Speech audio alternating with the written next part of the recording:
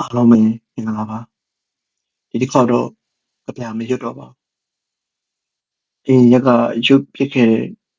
ကြပြတစ်ပုဒ်ရဲ့နောက်ခံဆက်ကြောင်းလေးကိုဖတ်ပြချင်တာပေါ့နော်ကြပြလေးကမြန်မာလေးမြို့ပြဆိုတဲ့ကြပြလေးပါတောင်ငူမြို့ဘုံမူဖိုးကွန်လမ်းမှာနေထိုင်သူကြပြဆရာသူ၏လွမ်းပုံဟာလိုရာထက်ပိုပြီးစမ်းကြယ်နေတတ်ပါတယ်မနက်ခင်းရောက်ပြီဆိုတာနဲ့အစုံတစ်ခုကိုအမြဲတွေးတောလွမ်းမောနေတတ်သူမနက်ခင်းစောစောလဲပေးခဲ့တဲ့ဖျားတောက်တော်ရေချမ်းကိုလည်းလွမ်းချင်လွမ်းနေတတ်သူညနေမောင်မောင်မှာရေလောင်းပေးခဲ့တဲ့ပစ္စမီပန်းပင်ကလေးများကိုလည်းလွမ်းချင်လွမ်းနေတတ်သူသူကညကတောက်ခဲ့လေသောဝီစကီအရက်ကိုလည်းမနက်ခင်းမှာပြန်လွမ်းချင်လွမ်းနေတတ်သူအများအားဖြင့်တစ်စုံတစ်ရာတိုက်ဆိုင်ပြီဆိုညီမလေးမျိုးပြကိုတည်ငြိမ်စွာပြုံးပြီးလွမ်းပစ်တတ်သူနောက်ဆုံးလွမ်းစရာမရှိရင်ကိုပြန်လွမ်းနေလိုက်ရမှနေသာထိုင်သာရှိသူကြပြဆရာ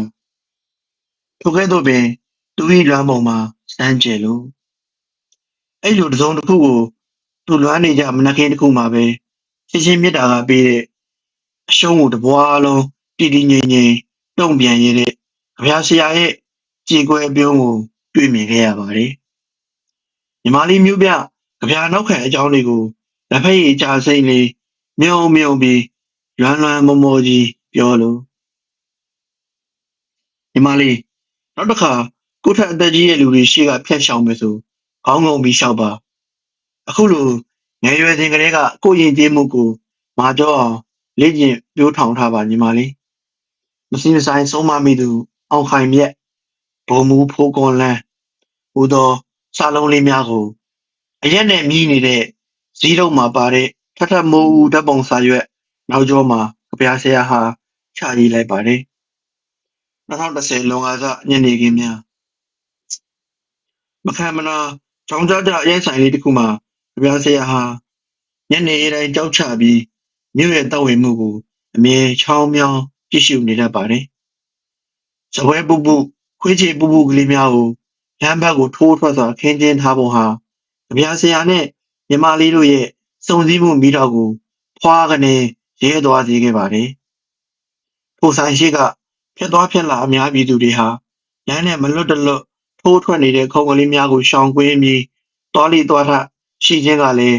စုံစည်းမှုမိတော့ကိုမှလောင်စာထက်မြင့်ပေးလိုက်သလိုဖြစ်နေပြန်ပါတယ်အရက်ဆိုင်နဲ့ခက်လှမ်းအိမ်က GDC ပထမနှစ်ကျောင်းသူမလေးတယောက်ဟာကျောင်းပြန်လာတိုင်းဖြတ်သွားဖြတ်လာအများပြည်သူနဲ့အတူကြပြဆရာတယောက်တည်းထိုင်နေတဲ့သပွဲဝိုင်းလေးရှိကနေနေ့စဉ်ဖျက်ရှောင်နေကြကြာလာတော့ကြပြဆရာလဲကလိရင်ပုံရပြီးထိုနေ့ကချရေးမိလိုက်ပုံရေးပြီးတန်ကြတော့သူ့အိမ်ရှိအုပ်ခုံလေးမှာထွက်ထိုင်နေတဲ့ကျောင်းသူမလေးကိုလှမ်းမြင်နေရပြီအဲဆိုင်ပိုင်ရှင်ရဲ့သားလေး6နှစ်အရွယ်ကိုဇီးထုတ်တစ်ထုပ်ပေးပြီးချော့မော်ကစာပေးခိုင်းပါတော့တယ်ကလေးလေးဟာစကားတီတာသလိုချစ်စပွဲလေးကောင်းတွတ်တွတ်လက်လက်လေးရှိတော့တင်ပေးသလိုတည်တည်ချာချာပြန်ပြောမဲ့ကလေးလေးနာမည်ကဖိုးတုတ်သွားပြီးတော့ကျောင်းသူမလေးဟာစာရွက်လေးဖြန့်ဖက်ကကလေးကိုလက်ဆွဲခေါ်ပြီးသူ့အိမ်ထဲဝင်သွားတာကိုကြပြဆရာလှမ်းမြင်နေရပြီမူလရည်ရွယ်ချက်ကိုကကလိဖို့တတ်သို့တော့မူလရည်ရွယ်ချက်နဲ့မဆိုင်မန်းတိတိနဲ့ကိုကြပြဆရာဟာရင်တထိတ်ထိတ်ခုံးနေရပြီကလေးလေးပြန်လာတော့သူ့လက်ထဲမှာတလက်မပတ်လည်ပန်းရောင်ကက်ခွာစာရွက်လေးတစ်ရွက်လကားနေရင်ကြပြဆရာတုံ့လှုပ်နေလေပြီဘလို့များဆဲလိုက်လေမလဲဟုရင်တုံစွာစာရွက်ကလေးကိုဖတ်ကြည့်ပြီးတော့ဟုတ်ကဲ့ပါနောက်ဆိုခေါင်းငုံပြီးရှောက်ပါမယ်ရှင်ပထမနှစ်မြို့ပြအကြောင်းသူဒီလိုနဲ့ပဲနေ့စဉ်ရက်ဆက်ကြပြဆရာနဲ့ပထမနှစ်မြို့ပြအကြောင်းသူလေးတွေရဲ့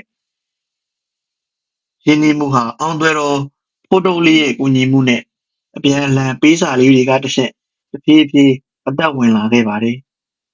ကြပြဆရာလည်းစာရေးတဲ့အခါဒီထုတ်မှာပါတဲ့စက်ကူလေးတွေမသုံးတော့ပဲညီမလေးမျိုးပြ လက်ဆောင်ပေးတဲ့တလက်မပတ်လေရောင်စုံကက်ခွာဆောင်ရွက်ကလေးများကိုအသုံးပြုလာပါတော့တယ်။ညီမလေးမျိုးပြခင်ဗျာညနေကျောင်းဆင်းလို့ဖယ်ရီဘောကဆင်းပြီးလမ်းလျှောက်ပြန်လာချိန်ဆိုအပြာဆရာရဲ့အရက်ဝိုင်းရှိကဖြတ်လျှောက်တိုင်းခေါင်းလေးငုံငုံပြီးပြုံးစီစီနေပေါ့။တရက်တော့ညီမလေးမျိုးပြစီကပြန်လာဟာအပြာဆရာမထင်မှတ်ထားသောစာကိုကြီးအပြာဆရာကြီးညီမလေးကိုခင်အရက်မတော့ပါနဲ့တော့ပထမနှစ်မျိုးပြအကြောင်းသူ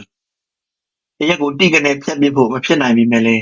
အပြာဆရာဟာကြိုးစားပြီးဖြတ်ပစ်ဖို့ဆုံးဖြတ်လိုက်ပါတော့တယ်ကိုကြီးအရက်ဖြတ်မယ်ဒါပေမဲ့အရက်ဆိုင်ကိုအရက်လာမတော့တော့ရင်ကိုကြီးတို့ဘယ်လိုဆက်သွယ်ကြမှာလဲ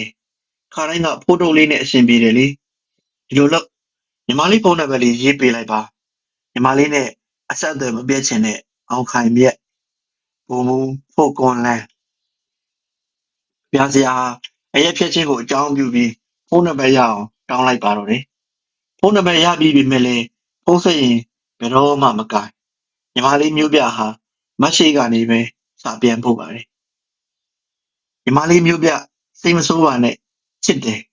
ညီမလေးကိုချစ်နေမိတဲ့အောင်ခိုင်မြက်ဘိုးကြီးဖိုးကွန်လန်ပြောလိုက်ရင်အဆက်အသွယ်ထပ်မလုပ်တော့မှဆိုပေမဲ့လည်းပြားစရာဟာဖြစ်ချင်ရဖြစ်ဆိုပြီးရဲရဲဝင့်ဝင့်ဖွင့်ပြောလိုက်ပါတော့တယ်။သို့တော့ညီမလေးမျိုးပြရဲ့မက်ဆေ့ပြန်စာမှာတကယ်ကိုပေါ့ပေါ့ပါပါအောက်ဆုံးမှာသူ့နန်းစားသုံးပုံကလည်းခါတိုင်းလိုပထမနှစ်မျိုးပြအကြောင်းသူလို့မသုံးတော့ဟာဟာခါတိုင်းဘုံမူဖိုးကွန်လန်းကနေဘလို့လို့ဘိုးကြီးဖိုးကွန်လန်းဖြစ်သွားရတာလေကြပြဆရာကြီးရဲ့ညီမလေးမျိုးပြသူကအုတ်ချုပ်မှုညံ့ဖြစ်လို့ကိုရာထူးလျှော့ချပစ်လိုက်တာပါကိုနဲ့အသက်ချင်းကွာဟမှုကြောင့်ကိုနဲ့လည်းမလိုက်ဖက်မှန်းသိလို့မဖြစ်နိုင်မှန်းသိလို့နုနုထွတ်ထွတ်လှလှပပမျိုးပြအကြောင်းသူလေးကိုမချစ်မိအောင်စူးစမ်းနေသူသူ့ရဲ့လမ်းသူလမ်းသားဒီကဗျာဆရာကိုချစ်စိတ်မဝင်အောင်တည်တည်ချာချာမအုပ်ချုပ်ခဲ့လို့သူညံ့ဖြစ်လို့သူ့ကိုရာထူးကလျှော့ချပစ်တာပါအခုချိန်ကစပြီးသူဟာဘုံမူဖိုးကွန်လန်းမဟုတ်တော့ဘူးဘိုးကြီးဖိုးကွန်လန်းဖြစ်သွားပြီညံ့ဖြစ်သူဘိုးကြီးဖိုးကွန်လန်းနေအောင်ခိုင်မြက်ဟာဟာအခုချက်ချင်းဖုန်းကင်မှာကြပြဆရာကြီးရှင့်ညီမလေးမြို့ပြမထင်မှတ်ဖဲညီမလေးမြို့ပြစီကကြီးကြီးလင်းလင်းနုနုညံ့ညံ့အတန်လေးကိုစကြားရသူကြပြဆရာဟာတုံလှုပ်လို့ရင်ခုန်လို့ပျော်ရွှင်လို့ကြည်နူးလို့တကယ်ချင်းညနေတိုင်းငါညီမလေးကိုကြောင်းထိမင်းသွားကြိုနေတယ်ဆိုငါတို့ကဖယ်ရီနဲ့ပဲသူပြန်လာတယ်ထင်နေတာတများပြောလို့ငါတို့ပြန်သိရတာ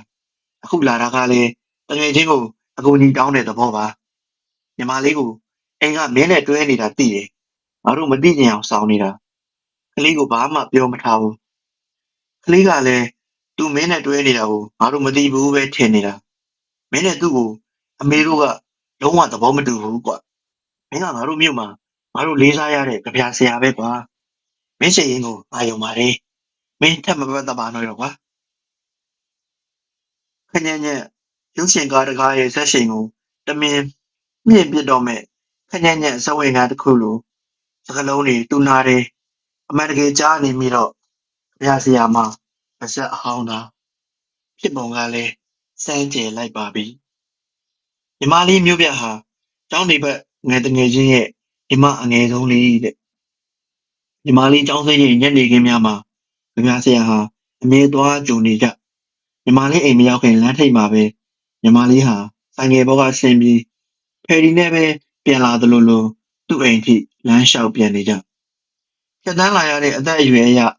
မယူရဲမှုကိုထပ်ပုံမဖော်လို့သူကြပြဆရာလောက်ယူမထားသောရင်တွဲလောင်မြိုက်မှုအစ်စ်ကိုလောက်ယူထားသောပြင်ပပြိုးရင်မှုနဲ့မှုအတုနဲ့အေးမြဖို့ကြိုးစားရတဲ့နီလန်မှာမလွယ်ကူမှန်းသိနေပေမဲ့ဒီနီလန်ကိုပဲကြပြဆရာဟာရွေးချယ်ရပါတယ်အဲ့ဒီညက9လတီတီဖြတ်ထားတဲ့အရက်အားကြပြဆရာပြန်တောင်းမိပြန်ပါတယ်ညီမလေးမျိုးပြရေးပေးဖို့တဲ့တလမပတ်လေရောင်စုံကက်ခွာစက်ကုတ်လေးတွေပေါ်ကလက်ရေးဝိုင်းဝိုင်းလေးတွေကိုကြပြဆရာဟာတခုတ်တရပြန်ထုတ်ကြည့်လို့ ကိုကြီးဘာလို့လာမကြိုတာလဲကိုကြီးဘာလို့လာမကြိုတာလဲဖယ်ရီလဲပြန်သွားပြီဘယ်သူမှလည်းမရှိတော့ဘူးဒီမှာညီမလေးတယောက်တည်းလွေကိုပြန်ချွေသောတရွက်လေးတရွက်ပမာညီမလေးရှိုက်တဲ့ဟာအားမတန်ပေမဲ့မာကြောလိုအဗျာဆရာ၏ဖုံးကွိုင်ထားသောလက်ရဲ့တုံခါမှုသည်အဗျာဆရာ၏တမင်လုံးယူတည်ငြိမ်ထားသောမျက်နှာပေါ်ကစိတ်အားလောင်ပြောင်လို့အနာဂတ်ကိုမျှော်မကြည့်လို့မြင်နေရသောမီးလျံ၏လှပမှုကိုမှအသက်နဲ့ရင်းပြီးထိတွေ့လိုသောပိုးဖလံလေး၏ခွန်အားမျိုးစံငယ်ပေါ်ချက်ချင်းတက်ပြီးညီမလေးရှိရာမောင်းထွက်သွားတဲ့အဗျာဆရာရဲ့ကြောပြင်ကြောင်ရောက်ခါနီးမှအဗျာဆရာဟာစိတ်ကိုအတက်နိုင်ဆုံးချုပ်တီးပြီးတငယ်ချင်းစီဖုံးဆက်လိုက်ပါတယ်ကိုရခုံလေးပြီးမှလူကိုကွယ်ဝဲပြီးဖြတ်မောင်းသွားသောစံငယ်တကြီးကိုအဗျာဆရာဟာချောင်းမြောင်းကြည့်ရှုလို့ညီမလေးရဲ့ကြောပြင်ဩဘာမှမသိရရှာပဲရုတ်တရက်လာကြိုသူအကိုကြီးဖြစ်သူရဲ့ဆိုင်ငယ်ပေါ်မှာအလိုမကျစွာလိုက်ပါသွားသောညီမလေးမျိုးပြရဲ့ကြောပြင်သာအောင်ခိုင်မြက်ဧည့်သည်ရောက်နေတယ်မိခင်ရဲ့လှုပ်လို့မှုမှာမျက်လုံးကိုပွတ်တက်ပြီးဗျာဆရာဟာအနှဲငယ်တွေ့ဝေလို့မနက်စောစောစီစီရန်ကုန်ကဗျာဆရာဧည့်သည်တယောက်ယောက်များလားဒါမှမဟုတ်တခြားနယ်ကဗျာဆရာဧည့်သည်တယောက်ယောက်များလားဗျာဧည့်သည်လားလျင်ပျော်ရသည့်ရင်ခုန်မှုမျိုးကြည်နူးမှုမျိုးနဲ့ဗျာဆရာဟာဧကန်းထဲတက်ကြွစွာထွက်ခွာလာခဲ့ပါတယ်မမထင်တွေ့လိုက်မိသည်ကသူ့စိတ်ထဲထင်မထားသောလူတစ်ယောက်မုံကိုမျက်မှောင်လေးကျုံထားရုံကလွင်အခြားဘာအဖြစ်တစ်စုံတစ်ရာမှ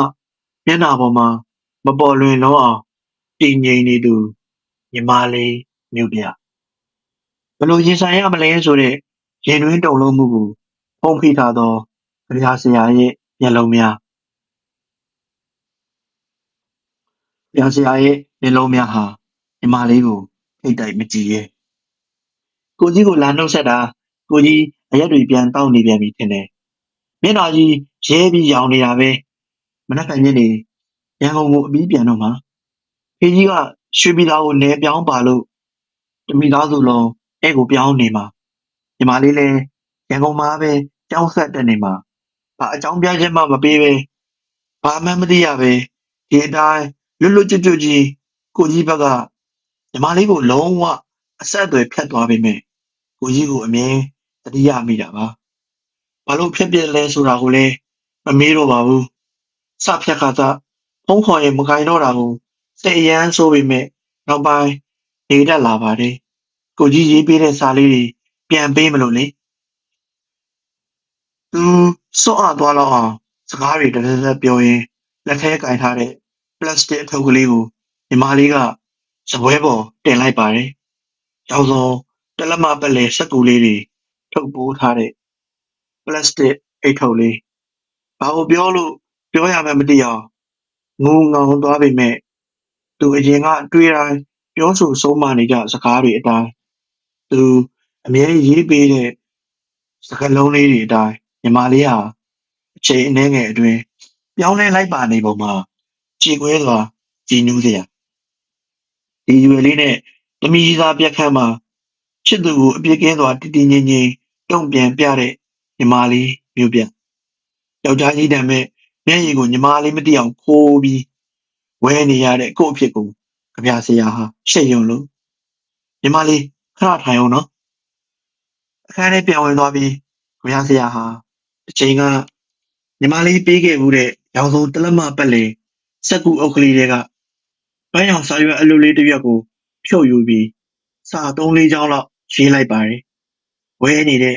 မျက်ရည်ကောအောင်မျက်လုံးတစ်ဖက်ကိုခက်ကြမ်းကြမ်းပုတ်ပြီးပြန်ထွက်လာပါတယ်ညီမလေးဖတ်ဖို့ပါကိုကြီးမနေ့ကညနေကားဂိတ်ကိုလာခဲ့မယ်အနားညီစွာခောက်ထားတဲ့ပန်းရောင်စက်ကူခောက်ကလေးကိုညီမလေးကိုပေးလိုက်ပါတယ်ကိုကြီးညီမလေးသွားတော့မယ်နော်ဆိုပြီးတည်တည်ငြိမ်ငြိမ်နှုတ်ဆက်ရင်းပြန်သွားတဲ့ညီမလေးမျိုးပြရဲ့ကြောပြင်ကားထွက်ကနေကြောပိုးလိမ့်လေးလွယ်ပြီး စုံတရာကိုမျှော်နေပေမဲ့ပေါ်မလာလို့အရန်စိတ်လှုပ်ရှားအလိုမကျပုံမျိုးမပေါ်ပေမဲ့လည်းအနေငယ်မြပြာလှုပ်ခတ်နေတဲ့ညီမလေးရဲ့ကြောပြင်ကိုကြည့်ဒီကြည့်နောက်ကိုပြန်လှည့်ကြည့်ရင်းနဲ့မိသားစုနဲ့အတူကားပေါ်တက်သွားတဲ့ညီမလေးမျိုးပြရဲ့ကြောပြင်ဒီကြောပြင်လေးဟာသူ့ကိုများမြင်သွားပုံရညီမလေးဟာကားပေါ်ဒီဆက်မတက်တော့သေးပဲခဏပြန်ဆင်းလာပြီးသူရှိနေရစီတက်ကြီးကြည့်လို့လက်ကလေးကိုရမ်းပြလို့သူထင်ထားခဲ့တဲ့အတိုင်းသူရေးပေးလိုက်တဲ့စာ3-4ချောင်းကိုဖတ်ပြီးပုံရပါတယ်ညီမလေးမျိုးပြဟာမနေ့ကလိုမျက်မှောင်မကြုံတော့ပါသူ့ကိုမြင်သွားပြီးကလေးကမျက်နှာပေါ်မှာအနေငယ်ရဲ့မြအစုံတရာကိုစိုးရိမ်နေပုံလေးကလွှဲရင်မနေ့ကအိမ်ကိုလာသားတော့ကအထက်ကိုညီမလေးမျိုးပြဟာပိုတည်ငြိမ်လို့ညီမလေးမမြင်နိုင်အောင်ခက်လန်းလေးဝေးနေလို့မို့ဝဲတလာသောသူ့မျက်ရည်စာများအတွက်ပြဆရာဟာမနေ့ကလိုကွယ်ဝှက်ထားတဲ့မလိုတော့ပြဆရာဟာညီမလေးကိုခေါင်းညှိပြလိုက်ပြီးကားပေါ်ပြန်တက်သွားတဲ့ညီမလေးရဲ့ကြောပြင်လေးကိုနေမော်လို့တလိမ့်လိမ့်စထွက်သွားတဲ့အဝေးပြေးကားကြီးရဲ့စက်တန်ငြိမ်လေးလွတ်မသွားအောင်ကြပြဆရာတိချာနားဆိုင်လို့ပြုံးလို့တည်ငြိမ်လို့ခြေကွဲလို့ခိုင်းထားတဲ့ခွက်ထဲကကုန်ခန်းကနေကြားစင်အရေးလေးတွေကိုကြပြဆရာဟာအချိန်ကြာစိုက်ကြည့်လို့နောက်ဆုံးပေးလိုက်တဲ့ဘိုင်းအောင်စက်ကူလေးတွေဘာတွေများရေးထားသလဲသိကျင်သောနဲ့မေးလိုက်ပြီးတော့ကြပြဆရာစိုက်ကြည့်နေတဲ့နောက်ဆုံးလက်ကျန်လက်ဖက်ရည်ကြားစင်လေးကိုမတောက်တော့ပဲခွက်ကိုပြန်ချပြီးသူရေးထားတာကိုလာမောကြီးတလုံးချင်းပြောပြပါတော့တယ်ဘဝမှာတခါမှမချစ်ဘူးတဲ့အချစ်မျိုးနဲ့ကိုအရန်ချစ်ရတဲ့ကိုညီမလေးမျိုးပြဖတ်ဖို့ချစ်တာအနန္ဒာချစ်ခင်ဆုံးမဆွဲလန်းနှစ်သက်ဖွယ်ဟုသမျှနောက်ဆုံးတစ်နေ့မှာမုတ်ချကွယ်ရမှာပဲလို့ငါပြောပေါင်းများလာပြီမြဲတယ်ဆိုတာဘာမှမရှိပါဘူးမဟာပရိနိဗ္ဗာန်တော့ဒုတိယဘုံမူကြီးဖိုးကွန်လန်းနေကြပြဆရာအောင်ခိုင်မြတ်နောက်ဆုံးပေးလိုက်တဲ့ပန်းအောင်စက်ကူလေးတွေကစာမှာဘုံမူဖိုးကွန်လန်းကိုဘာကြောင့်ယာရူးတိုးပေးလိုက်တယ်လဲဆိုညီမလေးမျိုးပြဟာကြပြဆရာကိုပြန်မေးစရာမလိုတော့အောင်နားလေသိရှိသွားလိမ့်မယ်လို့တိတိကျကျယုံကြည်နေလေရဲ့